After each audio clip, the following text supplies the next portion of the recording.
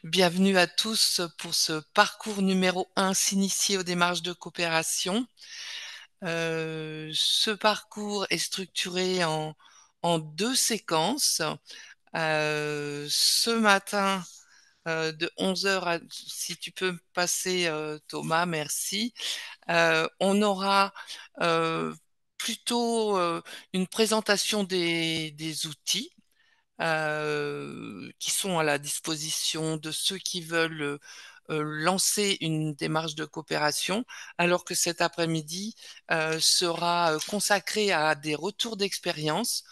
On nous a demandé d'être hyper vigilants, euh, de terminer plutôt à 15h55 de façon à ce que tout le monde puisse rejoindre la conférence conclusive euh, à 16 heures. Avant de démarrer, peut-être nous avions prévu un petit sondage pour savoir qui est présent dans la salle, même si on a eu la liste des inscrits, ça a pu évoluer. Donc Thomas, si tu peux lancer le sondage. Voilà, de notre côté, comme vous le savez, nous, le CEREMA, nous sommes partenaires de l'événement et avons pris en charge l'organisation de ce premier parcours. Donc le CEREMA, je pense que je ne vais pas m'attarder sur sa présentation, mais vous savez tous qu'on est un centre de ressources et qu'on accompagne les collectivités dans leur démarche de transition écologique et d'adaptation au changement climatique sur un certain nombre de domaines qui sont listés là, et que notre fil rouge, en dehors de l'adaptation au changement climatique, c'est aussi la transition juste, c'est-à-dire la prise en compte des publics précaires, mais aussi la participation et la coopération entre acteurs de territoire pour des projets adaptés aux enjeux, d'où de façon transversale à ces différents secteurs d'activité, la mise en place d'un pôle participation euh, auquel j'appartiens. Mais je ne suis pas toute seule, je suis accompagnée de trois autres de collègues du CEREMA que vous allez voir, enfin que vous pouvez voir évidemment à l'écran, mais aussi ici. Donc il y a Quentin qui est chef de projet transition économique et qui animera la séquence de cet après-midi.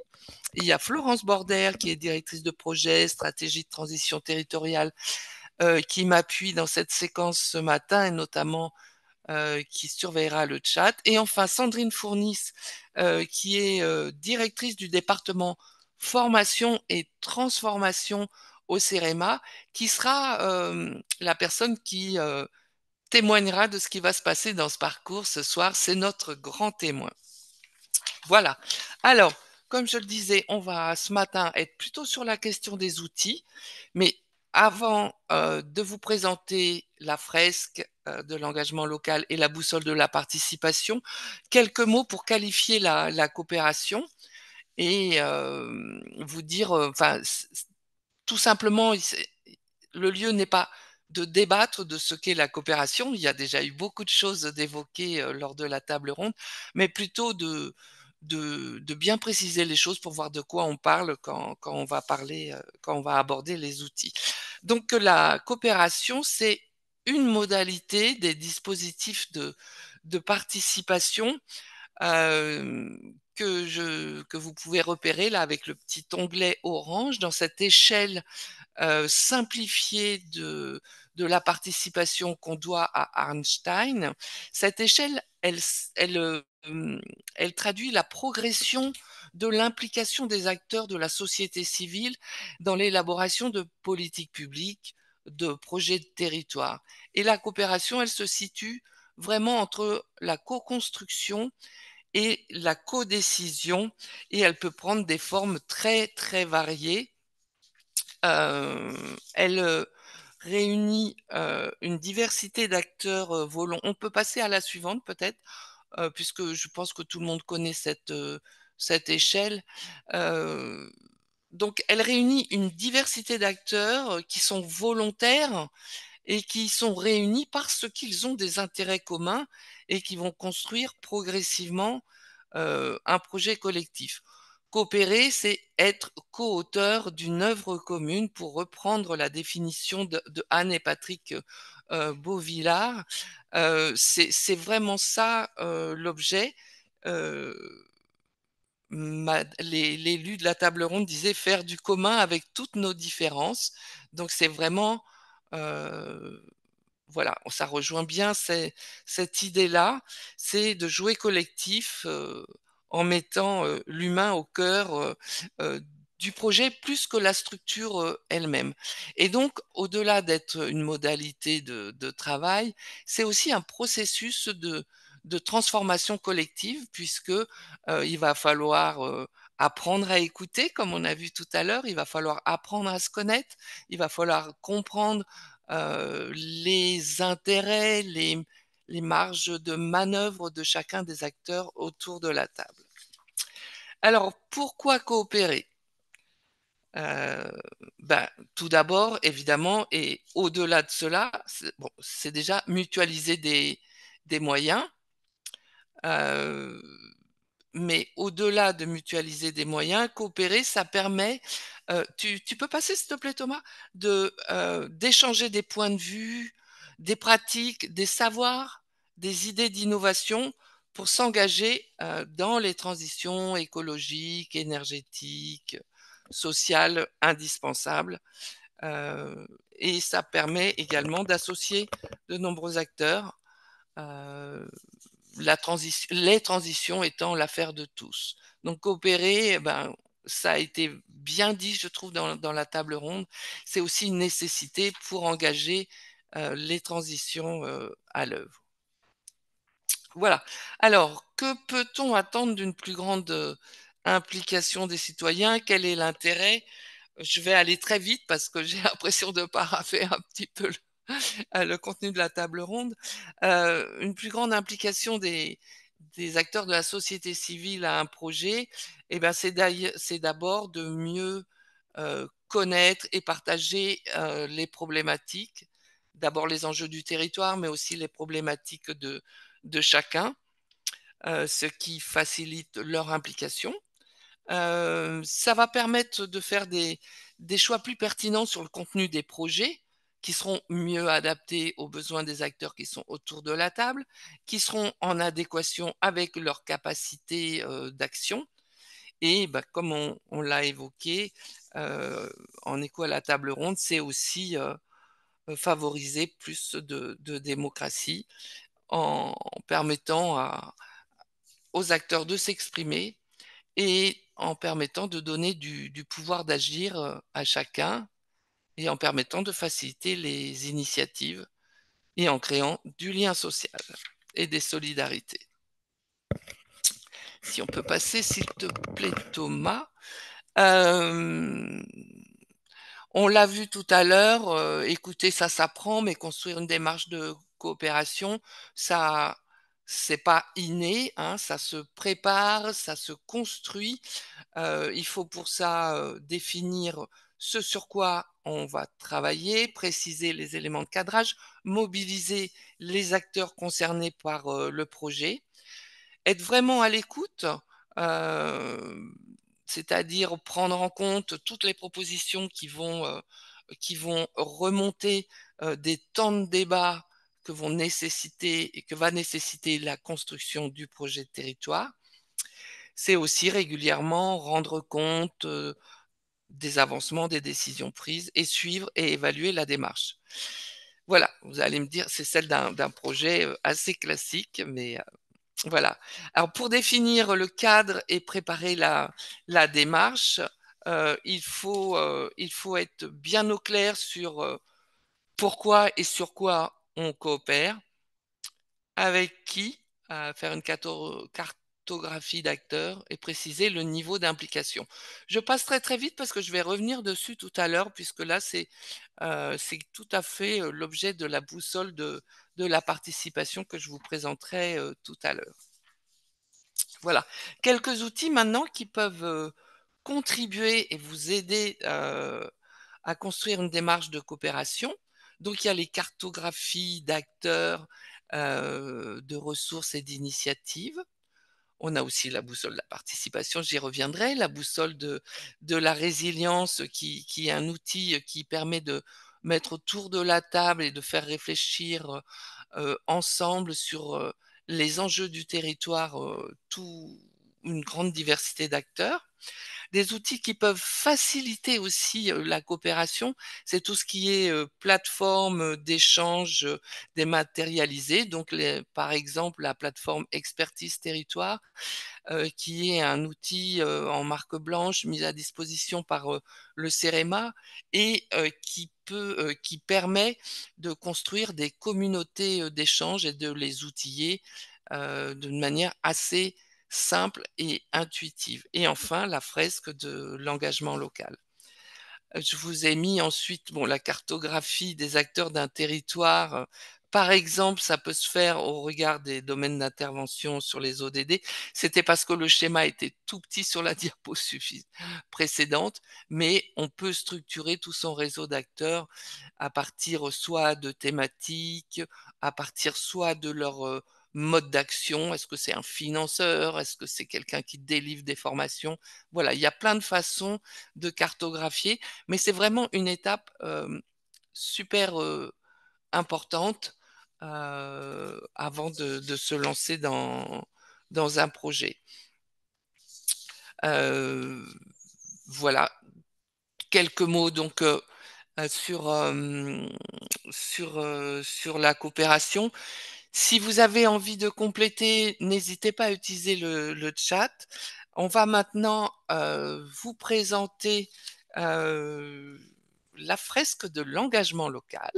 Nous avons pour cela deux intervenantes, Diane Perrier de la Bâtie de la NPP, qui est partenaire également de l'événement, et Gabriel Guyey, je suis sûre que j'ai encore écorché ton nom, je le dis jamais deux fois de la même façon, qui est fresqueuse et qui a qui est la dirigeante d'un bureau d'études, je ne sais pas si on dit bureau d'études, ouais, révélateur de richesses immatérielles.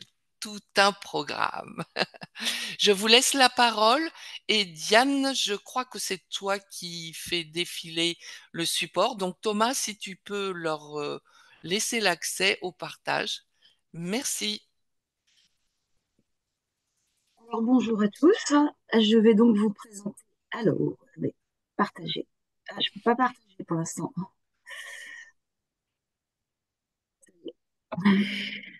Je vais donc vous présenter la fresque de l'engagement local.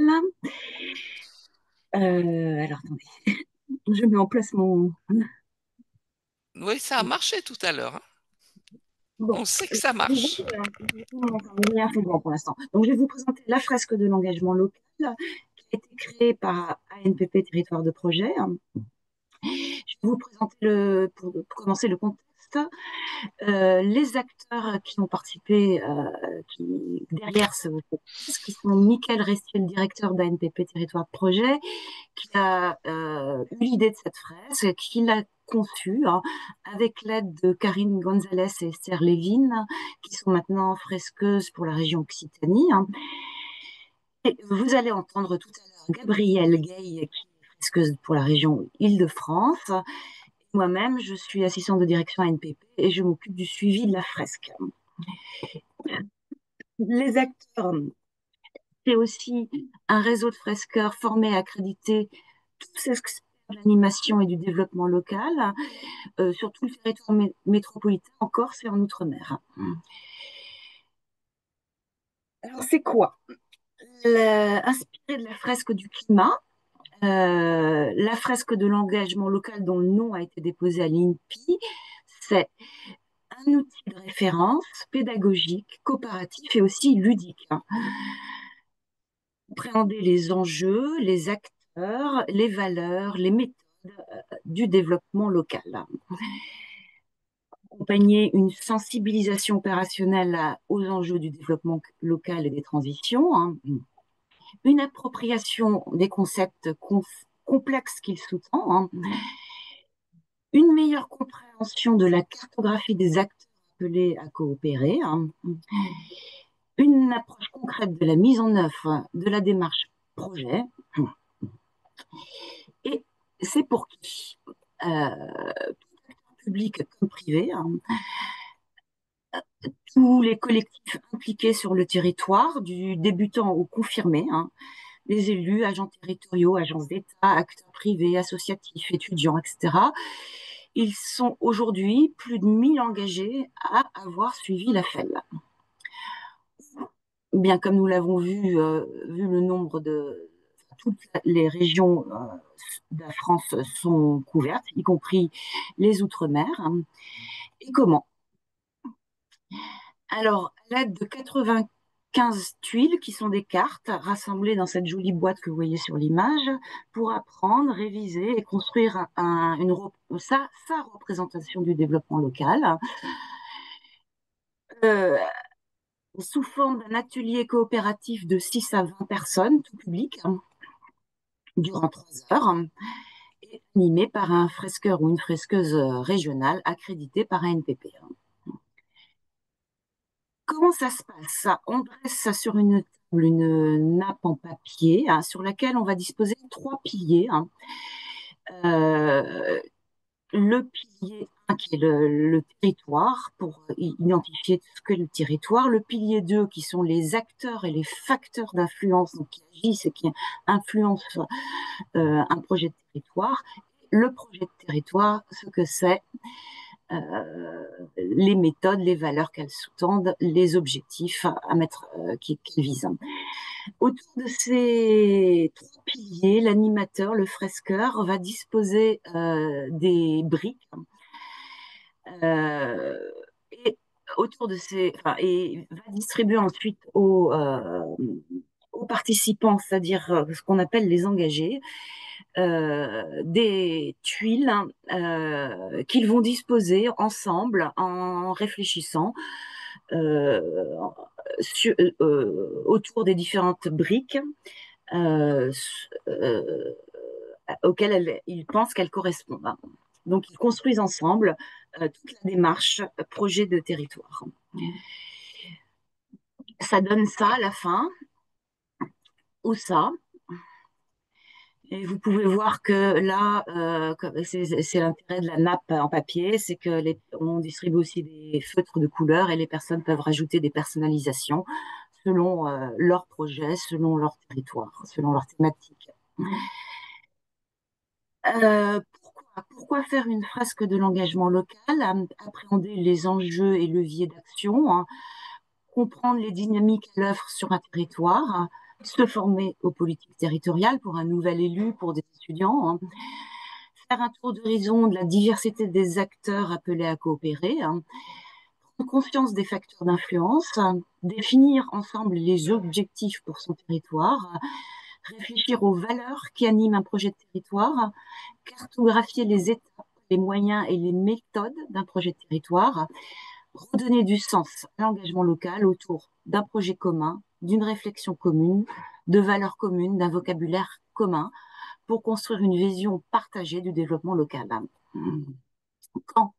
Alors, on peut le faire avant de s'engager ensemble dans un projet de territoire, pendant, pour évaluer, mettre en perspective, identifier les oublis, après, pour en faire un bilan, ou tout à fait hors, pour comprendre ce qu'est un projet de territoire, ce qu'est le développement territorial.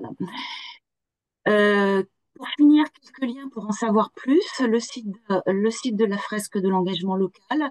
Je vous partagerai sur le chat tout à l'heure le support. Vous pourrez scanner les liens. La page LinkedIn de la fresque. Une vidéo de présentation sur YouTube de la FEL. Alors, ce que nous appelons la FEL, c'est le diminutif pour la fresque de l'engagement local.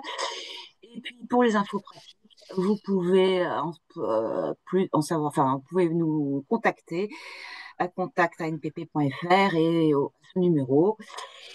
Pour savoir, la FEL est présente dans le catalogue des formations de l'AMF. Si vous êtes adhérent, elle est prise en charge par l'AMF. Voilà, je vais laisser la parole maintenant à Gabrielle Gay, qui est fresqueuse donc pour la région Île-de-France. À toi, Gabrielle. Merci Diane. Merci. Merci beaucoup Isabelle, merci, merci Diane et puis bonjour à toutes et à tous. Alors effectivement, je suis Gabrielle Gay. Alors moi, voilà, c'est ce que j'allais dire, je n'aurai pas de présentation puisque je suis là pour témoigner de l'expérience des fresques sur le territoire de l'Île-de-France et puis aussi d'autres territoires puisque des fresqueurs ont bien voulu me partager leur expérience et des PETR également pour venir témoigner aujourd'hui. Alors, ce qui est important à savoir, c'est que on nous appelle les fresqueurs, les fresqueuses, parce que nous avons été formés à l'animation des fresques, mais en même temps, chacun d'entre nous en France, sur nos régions, nous sommes des contributeurs à l'animation en fait du développement local. Et c'est ce qui fait la spécificité aussi de l'animation de cette fresque, c'est que ce sont des professionnels qui contribuent de manière ou d'autre, selon leurs compétences, à cette animation du développement local. Dans les différents exemples que l'on a pu vivre, et alors j'ai pris quelques notes pour la part de mes collègues, mais j'ai envie de dire, je vais repartir de la frise que nous a partagée Isabelle tout à l'heure sur l'échelle de participation. Il y avait cinq étapes, en tout cas cinq modalités de participation. On va dire que pour situer la fresque de l'engagement local, on va être sur le cœur de cette frise, c'est-à-dire entre la consultation, la co-construction, la concertation et la co-construction. Donc, si vous avez besoin d'un outil en appui à votre désir en fait de dialogue avec les parties prenantes internes ou externes ou mixtes, internes et externes, bah, ça peut être un outil qui va être au service de ces trois dimensions, consultation, concertation et co-construction. On a eu l'exemple sur la partie consultation. On a animé une fresque à l'Association des maires de France avec l'AMDAM, l'Association nationale des directrices et directeurs d'associations des maires. Et là, ça a été vraiment un outil, en fait, de découverte de comment on peut dialoguer avec les parties prenantes de son territoire à partir de cet outil. Vous avez vu, il y a vraiment trois dimensions différentes qui sont à la fois la compréhension des parties prenantes, qui elles sont. En vrai, il y a, enfin, quand on connaît son territoire, il n'y a pas vraiment de surprise quand on regarde ces cartes. En revanche, ce qui va être intéressant, c'est de voir que on va se rappeler certains acteurs. On va se rappeler certains facteurs d'influence. On va se rappeler que effectivement, on avait oublié de mobiliser les acteurs académiques, ou bien on avait oublié de mobiliser certains acteurs économiques ou les acteurs de l'ESS ou etc. Pas parce qu'on n'y a pas pensé en fait au début du projet qu'on est en train de structurer, mais en vrai quand on constitue notre projet, on l'aborde souvent de manière transversale, de manière systémique. Et puis quand on passe à l'action au fur et à mesure des jours, bah, nos interlocuteurs nous disent très souvent bah, que le quotidien, il nous ramène un peu, non pas à oublier la transversalité, mais à oublier l'approche systémique interacteur et le pouvoir de chacun de contribuer à la réussite du projet. Donc ça, c'est un des premiers enseignements qu'on a vécu à travers l'animation de la fresque sur certains PETR. On a eu donc lors de cette rencontre, donc je vous parlais à l'Association des maires de France, on a eu donc je vous parlais de ce PETR où là c'était une journée de pays et là c'était chouette parce que ça a permis de proposer un outil à la fois pédagogique avec les cartes, puis tout à l'heure Diane vous montrait les cartes sont chaque fois présente un acteur, un facteur d'influence, une ressource, et chaque fois, il y a une définition sur cette ressource. Ce qui est intéressant, c'est que chaque fois, en fait, qu'on va se dire, on va mettre en référence une de ces cartes, on va pouvoir lire la définition qu'il y a sur cette carte. Et l'objectif, c'est pas forcément d'être d'accord avec la définition qui est écrite derrière, même si, à ma plus grande surprise, la plupart du temps, les gens sont d'accord. Mais c'est surtout que quand il y a des accords, en fait, ça amène le dialogue. Quand la définition, elle n'est pas assez complète, bah, au lieu de se dire bah, la définition n'est pas celle que nous on donne, il y a des gens qui disent oui, mais moi je suis assez d'accord avec 80% de la définition. Et pourquoi? Et en fait, derrière, au-delà de la définition, c'est pourquoi cette définition, elle nous correspond ou elle ne nous correspond pas sur notre territoire à nous, et qu'est-ce que ça veut dire derrière concernant notre projet de territoire ou le projet qu'on est en train de construire, parce que parfois, c'est pas forcément le projet de territoire qu'on est en train de challenger, qu'on est en train de construire ou qu'on est en train de vouloir revoir. Parfois, bah, c'est simplement un nouveau projet qu'on met en place sur le territoire, et là, bah, on souhaite pouvoir entrer en dialogue. Un autre exemple moi, qui m'a pas mal marqué, que j'ai vécu, bien que c'était pas en Île-de-France, en région, c'était un PAT. On avait été mobilisé par un pôle métropolitain. Et il y avait un PAT qui avait besoin, on avait besoin de faire révéler à ce PAT ses problématiques pour qu'il rentre en connexion, qu'il rentre en coopération plus largement avec le territoire. Et le PAT, en fait, avait le sentiment de plutôt bien travailler. D'ailleurs, ce qui était le cas, personne n'avait envie de critiquer particulièrement son travail. Mais en même temps, il avait l'impression qu'il n'allait pas pouvoir mobiliser d'autres parties prenantes pour réussir à avancer parce que plein de contraintes se présentaient au PAT. Et ça, en fait, ça enfermait le PAT dans un dispositif qui était entre semi-ouvert et semi-fermé, on va dire. Et donc, ce qui a été intéressant, c'est qu'on a utilisé la fresque comme un outil de co-développement où le PAT, la personne qui était responsable du PAT et qui avait envie de cette ouverture, eh bien, elle nous a présenté son PAT et elle a commencé à expliquer bah, quels étaient ses enjeux.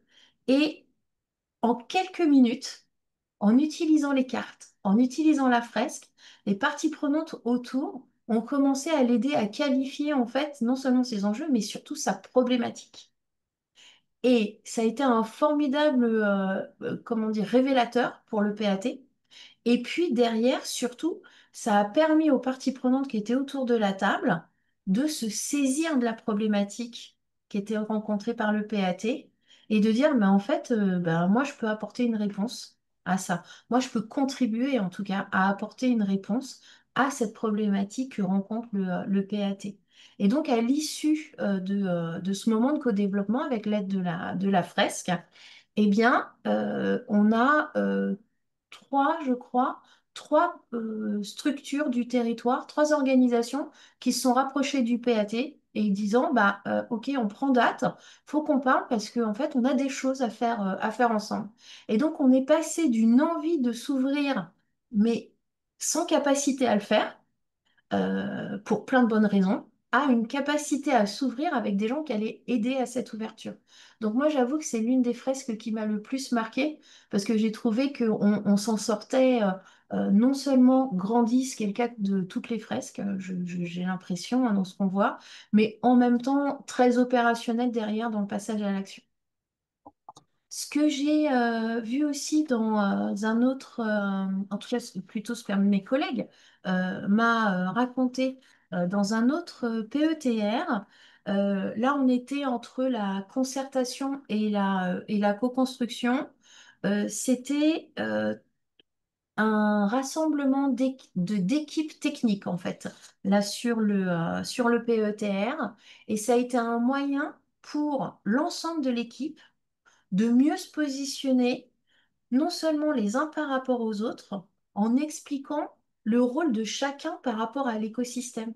C'est-à-dire que l'équipe, bien sûr, elle sait que son collègue, il fait tel et tel job, donc là, il n'y avait pas de découverte. La fresque n'a pas du tout aidé à découvrir ça. En revanche, ça a été un formidable outil d'explication de ce que fait chacun au regard du territoire, les contacts avec les parties prenantes, les projets qui ne sont pas forcément en lien avec chaque collègue au départ, et où là, ils se sont rendus compte qu'en fait, il y avait des connexions qui pouvaient se faire sur des projets où ils n'imaginaient pas que leurs collègues pouvaient faire de la connexion pour renforcer l'ensemble de la transversalité et et la cohérence du projet. Donc ça, dans ce qu'ils nous ont retourné comme, comment dire, comme, on va dire, effet immédiat de la fresque, je lis leur retour. En fait, c'était à la fois euh, euh, l'équipe se voit comme un cas collectif, voilà, c'est ça la phrase, comme un cas collectif en fait qui a vraiment un projet commun. C'est-à-dire qu'au départ, ils avaient l'impression de travailler dans un service en fait, qui avait les mêmes typologies d'objectifs, mais là, ils se sont structurés en projet commun. Et ça change complètement la dynamique de dialogue. Et ce qu'ils nous ont dit ensuite, c'est que ça pouvait être intéressant d'utiliser la fresque un an plus tard, un peu comme un outil de relecture de ce qu'ils avaient posé comme cadre aujourd'hui. Donc ça, c'était un troisième exemple. Et puis, on a eu un autre cas où là, il y avait une mixité entre les techniciens, les élus et des gens du territoire. Et là, c'était particulièrement intéressant parce que parfois, en tout cas, quand on fait d'autres exercices de concertation ou de dialogue, les élus, ils ont un peu l'appréhension de vivre un moment où on va les questionner en permanence sur mais comment ça se fait, il y a des choses à faire, etc. Donc il y avait un peu cette appréhension-là. Et pareil d'ailleurs pour les techniciens. Et là, ce qui s'est passé, c'est que ça a été un véritable moment de compréhension de pourquoi des choses étaient faites de telle et telle manière. Parce que quand les agents ou les élus étaient interpellés sur des choses qui n'étaient pas faites ou dont les citoyens avaient l'impression que c'était pas fait, et ben en fait, ils ont pu dire, bah oui, c'est vrai, mais regardez l'écosystème, regardez les facteurs d'influence, regardez cette complexité-là. Et en fait, c'est pas qu'on l'a pas fait, c'est qu'on l'a pas encore fait parce que ça nécessite tout un cheminement d'abord avant d'arriver là où on a envie d'aller et là où on était d'accord d'aller ensemble. Donc, ça permet vraiment d'aussi éveiller les uns et les autres, et parfois même entre agents et élus. C'est-à-dire qu'on a des agents parfois qui nous disent, non, mais on était convenu d'une chose avec l'élu, et là, on est 3 mois plus tard et ça part dans une autre direction. Et c'est pas que je comprends pas pourquoi, voilà, les agents connaissent très bien leurs élus. C'est juste, à un moment donné, moi, ça me met en difficulté aussi de cohérence. Et ben, dans ces moments-là de dialogue autour de la fresque, il y a aussi une compréhension, et moi, ça m'a interpellée, qui était, j'ai compris que le facteur temps, en fait, qui est l'un des facteurs d'influence, le facteur temps vient impacter l'élu, la manière dont il vit le facteur temps, vient impacter moi le temps qu'il faut pour conduire mon projet. Et donc, même si on est d'accord au départ, eh bien, cette fresque-là, elle a montré que c'est pas qu'on n'est plus d'accord 3 mois plus tard, c'est simplement que le facteur temps, en fait, est venu percuter avec des événements qui sont arrivés sur le territoire, avec des nouvelles réglementations ou avec des nouvelles contraintes ou avec de nouvelles opportunités. C'est venu percuter le projet. Et donc, la fresque, elle a permis pas de dire, ah oui, il y a des excuses, il y a des machins, mais de se dire, ah oui, bah, je savais bien qu'il y avait des choses qui se passaient, mais maintenant, on a pu en dialoguer autour de cette fresque. Et puis enfin, le dernier exemple que je voulais vous partager, qui est un exemple un petit peu différent, c'est que la fresque, elle a été utilisée avec des étudiants. Et là aussi, c'était intéressant parce que en fait, on était face à un public qui ne connaissait pas le territoire ou juste de sa fenêtre à travers l'activité associative ou à travers l'activité professionnelle de proches. Et là, les étudiants ont découvert non seulement la complexité, mais l'intérêt de comprendre cette complexité pour réussir des projets qu'il y avait à mettre en œuvre. Et donc ça, c'était vraiment la belle surprise de se rendre compte que, un petit peu comme tu le disais Diane tout à l'heure, c'est-à-dire qu'on soit débutant sur la compréhension du territoire, qu'on soit un nouvel élu arrivé sur le territoire ou qu'on soit bien expérimenté, en fait, la fresque, elle va révéler et elle va aider à co-construire ce qu'on a envie de mettre sur la table et elle est un outil au service de ce qu'on a envie de faire. Donc voilà, j'ai pas surveillé la montre, mais j'espère que j'ai respecté le timing. Je la surveille et c'est très bien. Je te remercie beaucoup, Gaëlle. Merci pour cet enthousiasme aussi que tu as pu communiquer. On voit bien l'utilité hein, pour l'interconnaissance entre les acteurs et puis pour la découverte et une meilleure connaissance du territoire qui sont des préalables indispensables pour construire un projet de territoire. Donc je disais ton enthousiasme puisque dans les questions, j'en ai juste repéré une et Florence me dira s'il y en avait d'autres.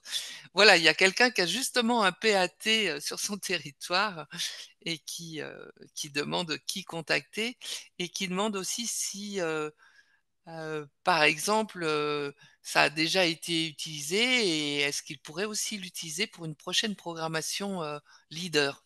On peut peut-être passer la parole Oui, à Céline oui, Gomez da Silva, oui, s'il n'y a pas qu'on a le temps. d'autres Il y a une questions, autre oui, question, plus après, d'accord. mais oui. Bon, bah Céline, si vous Oui. voulez. Alors effectivement, donc moi je viens d'arriver sur le PETR du Grand Auxerrois au mois de janvier. Je ne connais pas le territoire, j'étais dans la Nièvre avant. Et justement, voilà, on m'a demandé de réfléchir à une stratégie agroalimentaire sur ce territoire. Il y a eu des études de fait en amont.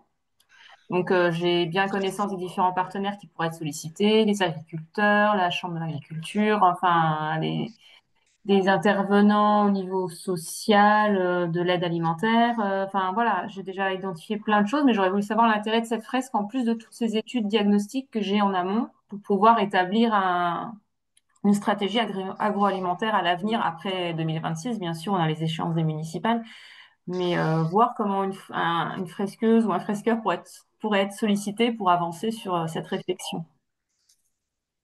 Euh, Spontanément, par rapport à votre question, je dirais en premier lieu que, comme vous le sous-entendez dans votre question, c'est-à-dire que vraiment la fresque, c'est un outil en complément de ce que vous faites à côté. C'est-à-dire que c'est pas, Exactement. voilà, c'est pas du tout un outil qui se veut agrégateur ou quoi que ce soit. Par Hmm. contre, c'est la manière dont un fresqueur peut vous aider avec ça, il y a plusieurs manières. Soit de dire, aujourd'hui, on fait une fresque et la porte d'entrée, c'est le PAT. Et donc, ça va s'animer de manière classique, c'est-à-dire qu'on va découvrir le territoire à travers le thème de l'agroécologie, l'alimentation, enfin voilà, l'ensemble des thématiques sur votre programme. Ou bien, vous pouvez venir en disant, dans le cadre d'une journée en fait de réflexion sur la manière de co-construire cette démarche PAT sur le territoire, eh bien, on va avoir un moment où on va challenger, c'est-à-dire que vous allez présenter les résultats de vos études, vous allez présenter vos intentions, les différentes parties prenantes qui sont déjà mobilisées, et puis après de dire, on va utiliser la fresque pour challenger en fait nos premières idées de construction de notre politique alimentaire territoriale.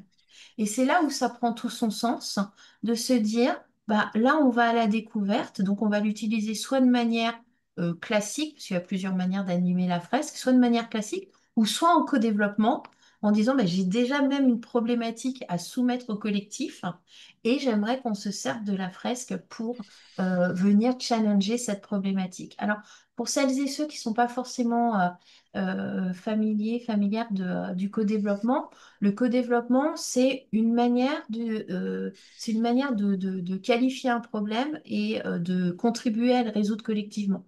Il y a une personne ou une organisation qui soumet une problématique et ensuite, en tout cas, qui soumet un problème. Je ne sais pas si ça s'appelle toujours une problématique au départ, mais qui soumet un problème. Ensuite, les personnes autour, les organisations pose des questions sur ce problème pour bien comprendre le problème. Non pas du tout pour dire oui, mais est-ce que tu as fait ci, est-ce que ça fait ça, c'est plutôt ah, et comment est-ce que tu en es arrivé vous en êtes arrivé à constater ça? Et quelles sont voilà, les étapes par où vous êtes passé, blablabla. Donc, on va venir qualifier le problème. Et une fois qu'on a fait ça, l'organisation ou la personne qui a soumis son problème, elle va dire, bah, avec tout ce que vous venez de me poser comme question, en fait, je me rends compte que mon problème de départ, c'était peut-être pas celui que j'avais imaginé. Et là, ça vient requalifier le problème de manière extrêmement précise et c'est là où ça devient une problématique. Et à partir et l'ensemble de ce cheminement, il se fait en prenant les cartes en fait de la fresque. C'est-à-dire que chacun dit, bah moi, quand je vois les cartes, moi, ça me fait poser une question en fait sur tel acteur, quelle est la place en fait que tu lui as donnée par rapport au problème que tu as posé, est-ce qu'il s'est déjà mobilisé, etc. Et ensuite, une fois qu'on a posé la problématique, l'ensemble des acteurs qui sont autour de la table viennent dire, bah, moi, dans mon domaine, ou moi, sur mon territoire, eh bien, face à une problématique similaire, voilà ce qu'on a fait et ça a fonctionné. Ou bien voilà ce qu'on a fait et ça n'a pas fonctionné. Et ça aussi, c'est important. Et tout ça en manipulant les cartes de la fresque. Et à la fin, pour terminer, eh bien, le PAT qui était en face dit, bah moi, au regard de tout ce que j'ai entendu là aujourd'hui, bah, les premières actions dont je vais pouvoir me saisir avec ce que vous venez de dire, bah, c'est telle chose, telle chose, telle chose, qui font écho en fait à telle carte, telle carte, telle carte sur la fresque. Et donc là, on est sur une utilisation de co-développement de la fresque de l'engagement local. On est vraiment dans une Merci. démarche de co-construction et c'est vrai que c'est ce qu'on attend vraiment pour avoir une stratégie alimentaire, mais vraiment pertinente, quoi, qui ne soit pas juste une philosophie, une idée et qui reste en l'air et qu'on n'applique pas, quoi. Vraiment avoir quelque chose de concret et d'applicable sur le terrain, effectivement. Je vous remercie. Et du coup, ce genre de phrase pourrait être déclinable pour réfléchir à une candidature leader dans la prochaine programmation, d'après vous ou pas? Bah, ça dépend où vous en êtes. Ça dépend le délai aussi, enfin le calendrier de remise de Oh, votre. c'est pour 2027, hein, c'est pas pour tout de suite, mais Oh justement, bah du coup ma réponse est oui. un jour même. Merci. Florence, d'autres questions, tu disais? Oui, il y a une autre question de Estelle Lachaud. Comment devient-on fresqueuse? Ah, c'est peut-être Ah, plus pour Diane alors. Ouais. bon, moi j'allais répondre, faut être exceptionnel. Oui. Je laisse Diane répondre. Alors en fait, pour l'instant, on a un réseau de fresqueurs fixe parce qu'on est encore dans la phase de lancement, mais dès qu'il y aura beaucoup plus de fresques et qu'on aura besoin d'autres fresqueurs, on ouvrira la fresque à d'autres candidatures pour devenir fresqueur. Je vous ai mis un petit message avec d'ailleurs, je remets là. Parce que je me rends compte que je me suis trompée de mail dans la présentation. J'ai mis le mail d'ANPP au lieu de mettre le mail de la fresque de l'engagement local. Donc, je viens de vous le remettre dans le chat. Vous pouvez m'envoyer un mail et comme ça, je vous aurai dans ma liste des personnes à contacter quand on vous ouvrira à de nouvelles candidatures. Voilà. D'autres questions, Florence? Merci, Diane. Alors, il y a peut-être une autre question sur... on avait une question sur l'origine de la fresque, d'où elle vient, à partir de quels besoins elle a été construite. Et pour répondre à quoi, on a vu qu'il y avait plein d'utilités possibles, mais au départ, son origine, d'où elle vient? Diane, je te laisse répondre. Euh, alors, c'est une idée de Michael Restier hein, qui s'est dit, ben, en fait, ce serait lui qui devrait en parler, mais c'est Bon, difficile je de parler à sa compléterai. place. Il est dans un autre parcours. Ouais. Qui s'est dit qu'il manquait certainement un outil et que la fresque du climat étant assez, enfin c'est exceptionnellement, enfin ça permet vraiment de prendre du recul, d'apprendre, de concevoir ensemble une stratégie. C'est un outil qui est à la fois ludique, c'est très agréable de faire une fresque, c'est vraiment un moment d'échange important, de cogitation, de coopération vraiment entre différents acteurs, hein, internes ou externes, comme disait Gabriel tout à l'heure. Et donc, il s'est dit qu'il manquait quelque chose sur le développement territorial, euh, aussi bien justement pour appréhender ce qu'est le développement territorial, tous les éléments, les enjeux qui y sont, euh, mais également pour construire ensemble, pour réfléchir ensemble justement à des projets de territoire sur lesquels on est en train de travailler, hein. Donc voilà, il a développé cet outil et qui est un très très bel outil. Gabriel, si tu veux compléter, hein. Oui, oui, bah, tu as déjà dit pas mal de choses, merci beaucoup. On est vraiment sur la naissance de l'outil, ça s'est fait, comme, pour compléter ce qu'a dit Diane, hein, et ça s'est fait parce que les autres fresques, en fait, c'est un peu comme un chapeau aux autres fresques. C'est-à-dire, si jamais vous avez envie d'animer plusieurs fresques sur votre territoire, la fresque de l'engagement local, c'est comme une invitation aussi peut-être à d'autres fresques après. C'est un peu un chapeau qui va favoriser la transversalité multithème. C'est-à-dire que dans la fresque de l'engagement local, vous allez avoir du climat. Dans la fresque de l'engagement local, vous allez avoir de la mobilité responsable. Dans la fresque de l'engagement local, vous allez avoir tout ce qui est inclusion, etc. Et donc, on peut dire ça de la fresque de l'engagement local. En même temps, il y a des moments où vous avez envie de faire un focus sur le climat, vous avez envie de faire un focus sur d'automne, vous avez envie de faire un focus, etc. Et donc, si jamais c'est une question que vous vous posez sur comment ça peut s'articuler, ben, moi, je vous inviterai à commencer par la FEL et ensuite décliner d'autres fresques ou faire d'autres fresques et consolider avec la FEL en fonction du sens dans lequel vous avez peut-être déjà commencé.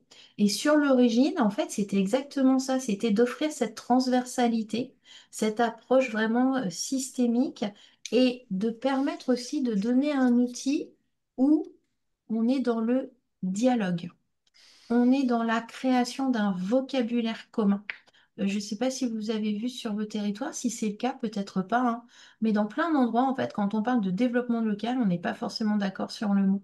Quand on parle de facteurs d'influence, on n'est pas forcément d'accord sur le mot. Quand on parle de etc. Et donc, c'était vraiment un outil aussi pour essayer de dire bah, comment on crée du commun en termes de vocabulaire pour réussir à avancer plus facilement ensemble. Merci Diane et Gabriel. Moi, j'avais une question. Gabriel, tu as dit qu'il fallait compter 3 heures. 3 heures, c'est beaucoup quand il faut mobiliser les acteurs locaux.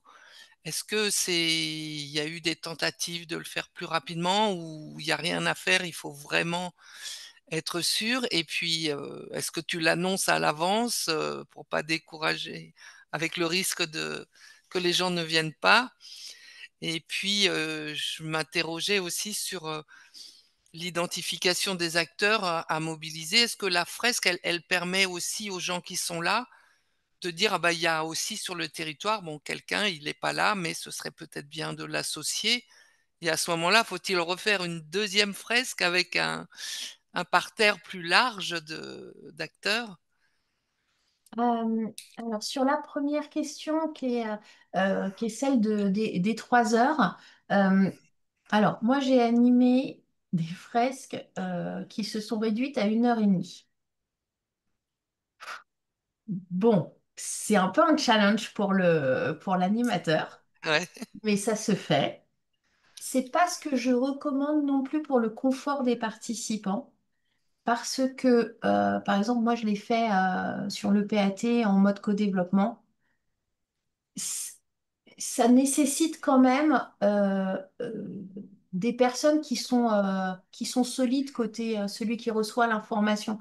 C'est-à-dire quand vous êtes 3 heures à discuter, en fait, tranquillement, etc., les choses s'intègrent, en fait, tout doucement aussi et permettent un dialogue plus profond, de recevoir une idée, de revenir dessus 10 minutes plus tard, etc. Quand on est sur un format plus rétréci, bah là, la personne du PAT bah, elle a reçu toutes les informations, c'est-à-dire les unes après les autres, pendant 1 heure et demie à co-construire avec l'ensemble des participants.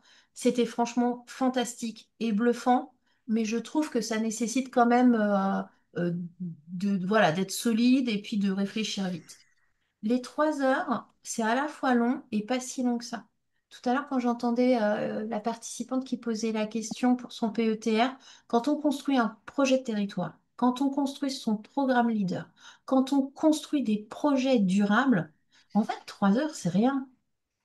Alors c'est vrai que c'est long pour mobiliser des parties prenantes, mais c'est aussi l'anticipation parfois de dire ben, on ne prévoit pas du jour pour le lendemain, mais on prévoit pour dans 3 mois. En vrai, quand on veut réussir à mobiliser des gens 3 heures, c'est quasiment, on veut mobiliser 1 heure, un collectif, c'est minimum 1 mois. On veut le mobiliser 2 heures, c'est quasiment minimum 2 mois. On veut le mobiliser 3 heures, c'est 3 mois. En vrai, la règle, elle fonctionne très souvent comme ça. Donc, si on veut organiser une fresque multi-partie prenante 3 heures, c'est quasiment 3 mois d'anticipation, en fait, d'informations réelles pour pouvoir trouver le temps dans son agenda. Alors, la deuxième question, ah oui, sur les parties prenantes, euh, soit c'est un outil de dialogue territorial, comme on peut faire j'ai vu tout à l'heure qu'il y avait Dominique Chuffard de CNCD, en fait. Soit vous avez des lieux comme ça de dialogue sur votre territoire et vous voulez animer une fresque un peu partout, en fait, sur votre territoire. Et dans ce cas-là, bah, les parties prenantes vont être différentes et du coup, vous allez pouvoir agréger des parties prenantes au fur et à mesure. Mais si vous animez qu'une seule fresque, parce que c'est quand même un budget et que les budgets aujourd'hui sont pas extensibles, bah, il manque une partie prenante autour de la table. Pour moi, c'est déjà une indication de progression en fait. Ça veut dire que la fresque, à un moment donné, elle nous a fait nous rendre compte qu'il manquait quelqu'un autour de la table. Et qu'elle soit pas là le jour de la fresque, bah, c'est sûr, c'est dommage. Mais en même temps, c'est pas grave. C'est aussi comme ça qu'on va pouvoir aller la rejoindre dans le collectif. Merci. Eh bien, écoutez, s'il n'y a pas d'autres questions, on va poursuivre avec la boussole de la participation, qui s'appelle comme ça, mais qui est tout à fait utilisable sur n'importe quel projet de coopération. Donc, la boussole de la participation. Merci, on peut avancer. Donc, c'est une application qui guide le porteur de projet dans une démarche participative. Voilà, il y a 2 volets, l'auto-évaluation, le pas à pas. Je vais vous expliquer tout ça. On peut poursuivre. Alors, cette boussole de la participation, elle trouve son origine, ça évitera à quelqu'un de poser la question, elle trouve son origine dans la charte de la participation du public qui a été publiée en 2016, qui est un référentiel pour l'élaboration et la mise en œuvre d'un processus participatif proposé par le CGDD, charte qui a plus d'une centaine d'adhérents aujourd'hui et qui permet, enfin qui édicte les principes que doivent respecter des projets participatifs. Je ne vais pas rentrer dans le détail, mais la boussole, elle a été élaborée au moment où le CGDD souhaitait évaluer les chartes de participation et s'est tourné à l'époque vers le CEREMA euh, qui finalement a proposé cet outil, donc qui permet à la fois de se positionner par rapport à la charte de la participation du public, ça c'est c'est le l'auto-évaluation, pardon, mais elle va bien au-delà et c'est ça qui va nous intéresser ici. Elle permet de guider dans la construction d'une démarche participative. Donc on peut avancer. Donc comme je le disais tout à l'heure, c'est une application, son accès est gratuit et derrière, c'est une sorte de tableau Excel. En fait, il y a à répondre à un certain nombre de questions. C'est très intuitif. Voilà, alors comme je le disais, elle a deux volets, l'auto-évaluation et le pas à pas. L'auto-évaluation, elle permet à un territoire qui est déjà engagé dans des démarches de participation de vérifier s'il est bien dans les clous, c'est-à-dire est-ce qu'il a bien un cadre clair et partagé à sa démarche? Est-ce qu'il est bien dans un état d'esprit constructif? Est-ce qu'il a bien fait tout ce qui était nécessaire pour mobiliser le plus grand nombre, et mobiliser même ceux qui sont difficiles à aller chercher? Et est-ce que la démarche qu'il a proposée a donné un pouvoir d'initiative aux citoyens? Ça, ce sont les 4 articles fondamentaux de la charte dont je vous ai parlé tout à l'heure. Le pas à pas, lui, il permet de se poser des bonnes questions, alors évidemment en référence à ces articles, mais il permet au-delà de suivre tout ce qu'on a pu faire.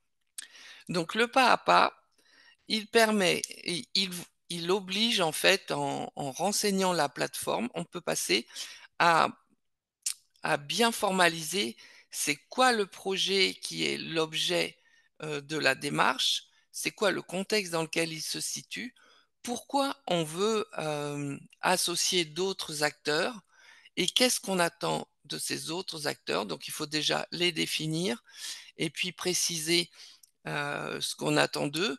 Est-ce que c'est simplement un avis? Est-ce que c'est une mobilisation? Est-ce que c'est un portage de projet? euh, sur quoi on va les faire travailler. Euh, voilà. Et puis, bah, il y a aussi les règles du jeu et les garanties. Les règles du jeu, c'est de préciser évidemment les éléments de gouvernance du projet et les responsabilités qui vont en incomber et qui sera en charge du bilan, par exemple. L'outil, il vous permet, une fois que donc il vous a aidé, il vous a guidé en vous posant des tas de questions à répondre à ces questions. Après, vous pouvez en sortir une synthèse qui est exportable, que vous pouvez envoyer à tout le monde, que vous pouvez mettre dans des rapports. Je disais tout à l'heure que la boussole, elle permet le suivi de la démarche, c'est-à-dire qu'au-delà de sa définition, vous allez pouvoir définir toutes les instances de participation que vous allez mettre en place. Vous allez pouvoir aussi définir si c'est des modalités plutôt numériques. Et vous allez pouvoir renseigner également le nombre de participants et les qualifier à chaque fois qu'il y aura eu un temps de participation. Alors évidemment, la boussole, si tu peux passer si tu veux. La boussole, elle va rien inventer, hein. Elle ne va restituer que ce que vous aurez bien voulu saisir.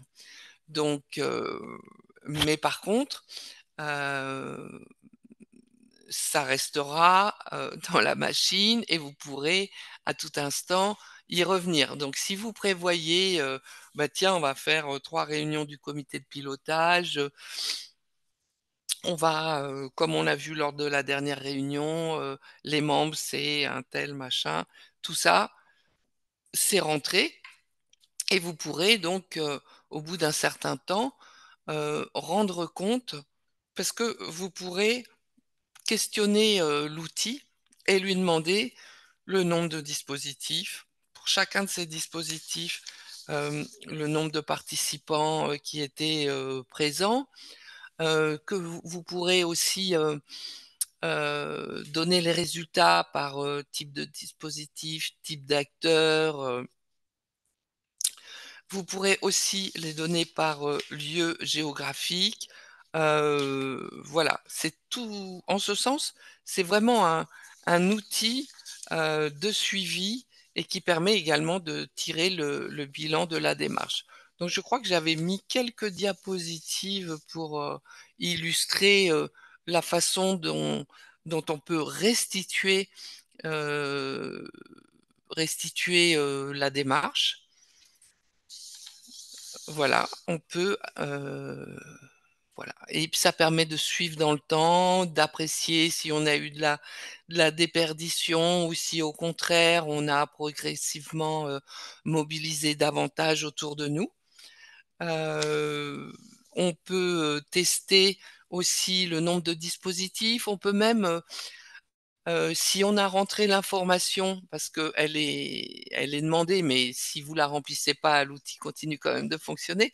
Mais par exemple, vous pouvez rendre compte aussi du nombre d'ETP qui ont été nécessaires pour mener la démarche.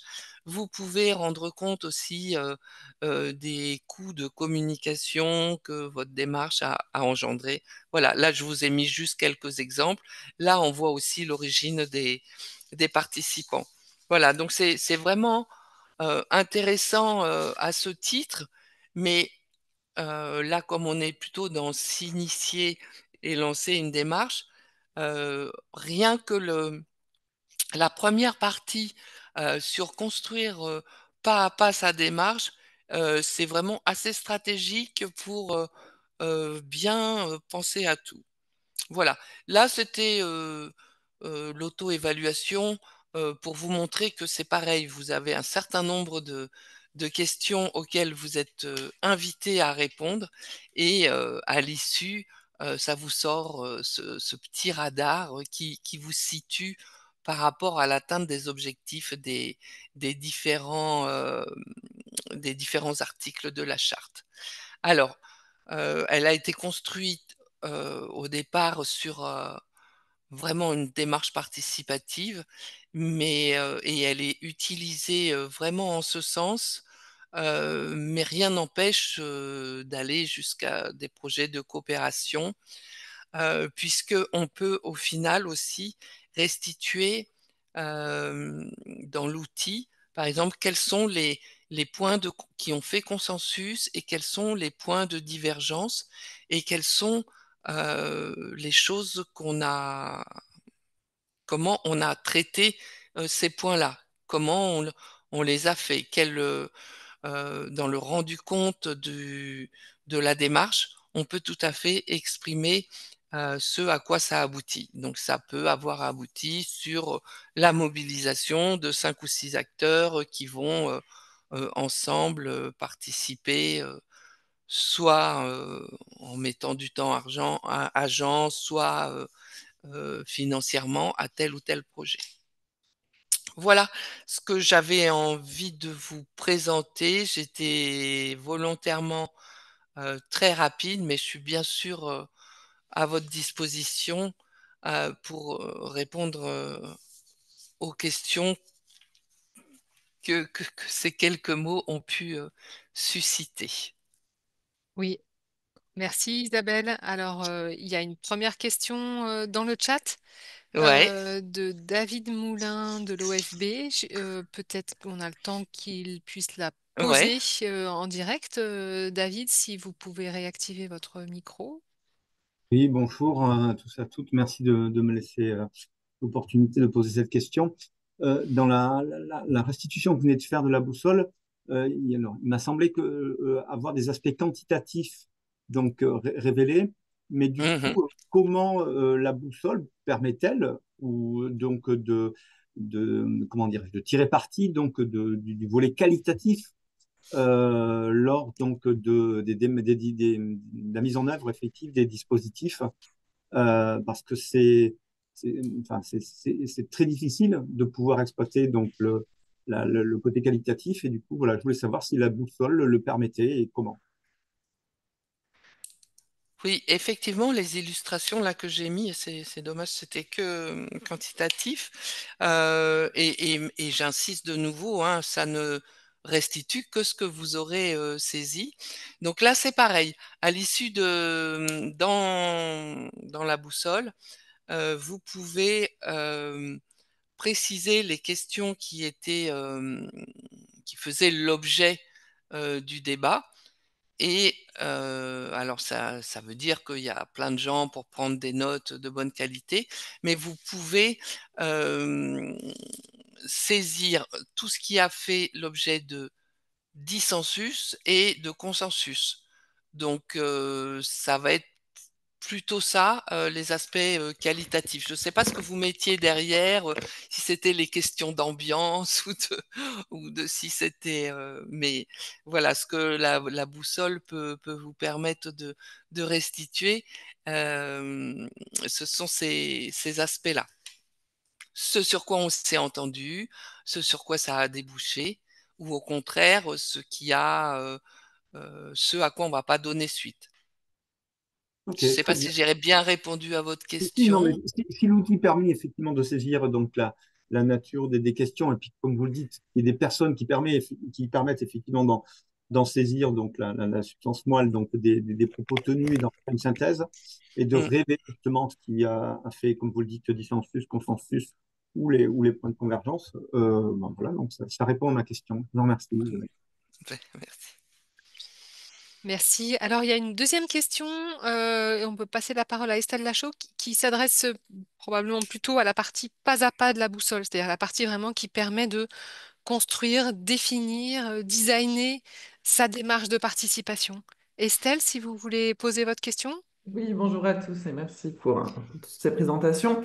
Oui, moi, ma question a été de savoir, donc j'ai bien vu le pas à pas et effectivement, je trouve que c'est intéressant parce que c'est toujours important de poser les bases d'une participation pour aller au bon endroit. Mais du coup, est-ce que cette partie-là, on peut la rendre un peu collaborative et est-ce qu'on peut Ah imaginer oui, une... Voilà, ok. oui, oui, c'est une excellente question. Effectivement, c'est une plateforme, donc on est devant un ordi, hein. Donc, j'ai oublié de le dire. Vous pouvez le faire, le chargé de mission, on peut le faire tout seul ou avec son collaborateur. Mais idéalement, il faut le faire de manière concertée dans un cercle un peu large, quoi. Tout à Ok, fait. Il parfait. suffit de pouvoir projeter et puis de s'entendre sur ce qu'on saisit dans la case. Ouais, ça peut être un Mais premier pas. excellente question. J'avais complètement oublié de le préciser que c'est ce qu'on conseille évidemment. Merci. Je vous en prie. Alors, je vois pas d'autres questions dans le chat, mais n'hésitez pas à continuer Mais moi, je à vois m'écrire. quelqu'un qui a allumé sa caméra. Peut-être que Jean-Marie Le Bourvelet, vous avez envie de prendre la parole. Alors, par contre, il va falloir ouvrir le micro. Oui, je disais, désolé, j'ai été déconnecté, je me suis Ah, reconnecté d'accord. et l'image est apparue. Ah, d'accord. Ok, je pensais que vous Non, vouliez intervenir. merci pour votre présentation. Par rapport à la personne qui posait une question tout à l'heure sur le PAT, en dehors de mon organisation du Césaire, j'ai été questionné par une ville sur un appel d'offres de PAT. Et manifestement, ils ont une obligation légale de consulter.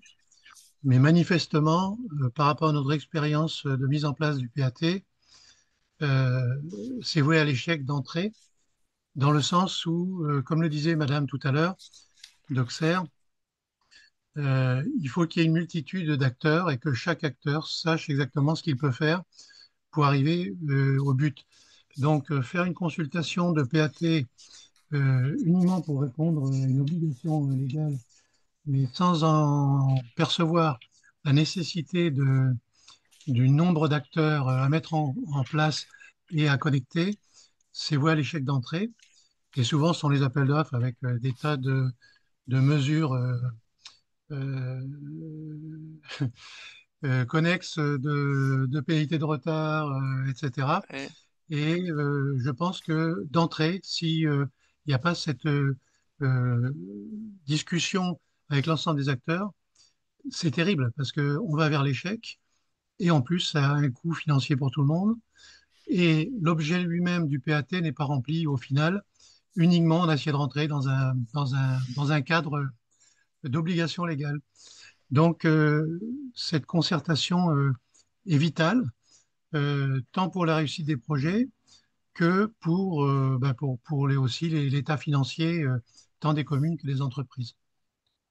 Enfin, merci pour votre présentation Ouais. et je pense que vos outils sont des bons supports pour suivre pas à pas une démarche et éveiller les consciences. Merci. Merci à vous. Par ailleurs, au niveau du Césaire, je m'occupe de la démocratie locale permanente. D'accord. Et c'est vrai que c'est un outil, c'est une démarche qui n'est pas simple à faire, vu la multiplicité des acteurs et le niveau de conscience auquel il faut arriver au niveau de tous les acteurs, qu'ils soient politiques ou citoyens, pour avoir un succès. Quand on voit la période que l'on traverse actuellement au niveau de la France, les notions de gaspillage et d'efficacité sont essentielles. Donc, merci de votre présentation. Merci à vous. Est-ce qu'il y a d'autres Is- questions, Florence? Alors, j'en ai pas vu dans le chat. Il y a une question sur la fresque qu'il faudra D'accord. qu'on reprendra juste après. Mais pour terminer sur cette partie boussole, peut-être si on a quelques minutes, peut-être que tu peux évoquer, Isabelle, des utilisations, des exemples dans lesquels des territoires ont utilisé cette boussole. Oui, nous, alors, ça a été utilisé à Arcueil dans le cadre de la mise en place d'un conseil citoyen mobilisé pour réfléchir sur la stratégie de stationnement. Ça a été utilisé, alors, Dans la partie euh, pas à pas ou dans la partie oui, après évaluation? Voilà, pour la partie construire pas à la pas, oui, démarche. pour construire la démarche et la suivre pour pouvoir rendre compte à la fin. Ça a été utilisé, mais pas de manière très rigoureuse, par les lauréats d'un appel à projet dans le cadre du dispositif Participation en Île-de-France. En fait, c'est un dispositif pour diffuser la culture de la participation, où on a proposé avec la DRIEAT d'accompagner des territoires, et le deal, c'était qu'ils utilisent la boussole pour suivre ce qu'ils ont fait. Ça a moyennement, ils avaient déjà tellement de choses à faire dans le cadre du dispositif que ils l'ont pas tous fait. Après, en fait, pour accéder à la boussole, il faut envoyer un mail et on vous explique tout bien ce qu'il faut faire. Donc, du coup, on sait qu'il y a beaucoup de collectivités qui tentent de l'utiliser, mais pour l'instant, l'outil, et on est en train d'y travailler, ne nous permet pas de voir ce que ça produit. Donc c'est un peu difficile pour moi de te répondre puisque c'est un outil en autonomie. Les collectivités, elles n'ont pas besoin de nous pour l'utiliser, hein. C'est suffisamment intuitif pour qu'elles l'utilisent. Donc de ce fait, on n'a pas les moyens d'avoir le retour. Alors il faudrait questionner chacun de nos collègues dans les différentes déterres qui peuvent savoir qu'un tel a fait Bien ceci ou sûr. cela, mais je n'ai pas pensé à le faire pour aujourd'hui. Non, non. Ok, en tout cas, ce qui est génial avec la partie pas à pas que je connais Mmh, mieux, c'est que ça permet de se poser en amont toutes les bonnes mmh, questions pour définir le cadre. Hein, l'élu tout mmh, à l'heure dans la table ronde disait bah, c'est très important de préciser le cadre. Là, mmh, on a quelque part l'ensemble du cadre pour se poser les bonnes questions, pour pas partir à la va-vite sur des modalités qui correspondraient pas aux intentions de départ. mmh, Et puis, restituer et avoir quelque part, construire la confiance aussi avec les partenaires. mmh, Jean-Marie du Césaire le disait tout à l'heure, hein, toute l'importance de tout ça. mmh. Tu avais une question sur la fresque, Oui, tu alors il y avait disais. une question tout à l'heure sur la fresque, donc on va revenir vers Diane et Gabriel sur le coût moyen d'une fresque.